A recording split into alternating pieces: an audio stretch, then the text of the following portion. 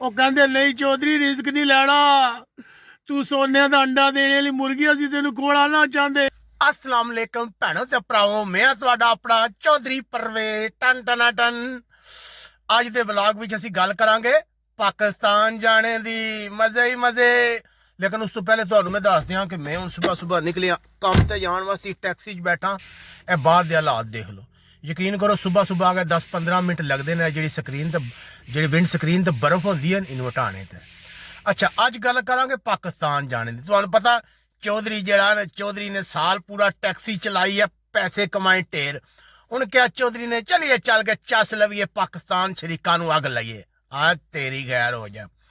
हुण बाबा जी शॉपिंग की है, नाल थोड़ी थोड़ी शॉपिंग करी दी है परदेस विच। जिस तरह तुहानूं पता है कि एक दिन किसी का जुत्ती कपड़ा लै लिया, एक दिन किसी का फोन लै लिया, एक दिन किसी ने घर वाले ने कि ऐनक चाहिए आ। वो महंगी ऐनक, हुण मैनूं नां नहीं याद, पता नहीं रिबस के शै हुंदा कोई इस तरह का। अच्छा वो महंगिया ऐनक वगैरह लिया, सारियां वास्ते शॉपिंग लई। फिर उस तो बाद बैग भरिया। हुण बैग भर गया भाई जी, तो वो जिहड़ा बैग है उन्होंने पैक करना भी बड़ा मुश्किल काम है। हर डेरे ते एक ना एक बंदा जरूर होंदा है जिहड़ा बैग उन्होंने पैक करदा, वजन करदा, उहदा एक्सपर्ट होंदा है। साडे डेरे ते भी एक साडा भरा है, उन्हें सारा कुछ किया बड़ी मुश्किल नाल। यकीन करो 3 बैग जिहड़े न किते न। उस तो बाद ये टेंशन पै गई सी कि किधरे वजन ना वध जाए।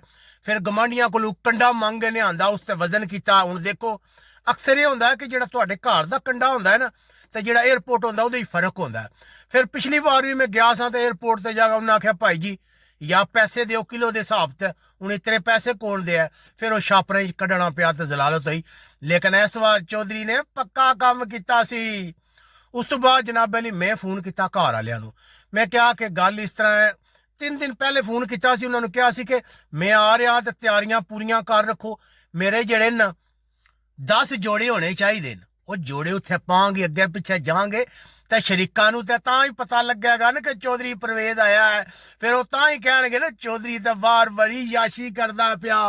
उन्होंने ये शक होंदा वो बंदा जिहड़ा बाहर है वो याशी करदा पिया, वो जनाबे उत्थे याशी कर रहा, खा रहा, गोरियां ना फिर रहा। वो रियालिटी नूं नहीं मनदे। उन्होंने दसो कि हालात खराब ने या कुछ भी है, तो कहणगे नहीं नहीं चौधरी उत्थे बाहर किहड़े हालात खराब होंदे। सॉरी यार व्लॉग कटना पिया। असल में मेरा गवांढी गुजर रहा सी, मैनू कहंदा चौधरी ये कर रहे। मैं क्या व्लॉग बना रहा। वो कहंदा जा जाकर टैक्सी चला, पैसे कमा, क्यों टाइम ज़ाया कर दे। वो चौधरी नूं पैसे वाली मशीन समझदे। अच्छा जी पैसों की गल हो रही सी। वो पाकिस्तान नाल समझदे नहीं, इत्थे पैसे जिहड़े दरख्तां नाल लगदे ने ते असीं बड़ी आसानी नाल कमांदे हां। जिस वेले हुक्म करनगे असीं दरख्तां नाल ला के तुहानूं दे देंगे। अच्छा जी एक होर ही बड़ा मसला, जब तुसीं पाकिस्तान जाण लगदे हो ना तो कोई ना कोई तलक वास्ते वाला तुहानूं फोन कर दिंदा, कहंदा चौधरी 1 किलो समान है लै जाएगा। हुण 1 किलो का बंदे नूं सुण के शर्म आउंदी है, बंदा कहंदा चलो कोई गल नहीं लै जाऊंगा। वो जदों घर लैके आउंदे ने तो 5-5 किलो होंदा है। हुण बंदे दा अपना समान भी होंदा। हुण बंदा शर्म दे मारे वापस भी नहीं कर सकदा, इन्हां नूं वापस करा ते के करिए। आदे ही नहीं, एक जुत्ती है, एक बच्ची दा खिलौना है, लेकिन निकलदा 10-10 किलो है। मैं तुहानूं दस दियां, तुसीं भी दस सकदे हो तुहाडे नाल कदे इस तरह होया कि नहीं कि तुहानूं कोई समान नहीं किलो दा कह के 10 किलो दे गया वै। अच्छा जी अज मैं घर वालियां नूं फोन किया। मैं क्या बई 2-3 दिन हो गए ना, तुसा मैनू फोन करके दसिया नहीं मैं किहड़ी गड्डी लैके आ रहे हो, गड्डी को वल लैके आवे, खाने पीने का के इंतजाम है। जाहिर है पाकिस्तान चौधरी जाएगा तो मेहमान मिलन आवणगे। तो कहंदे न चौधरी इत्थे बड़ा रोला हो गया, तू खबरां नहीं सुनिया।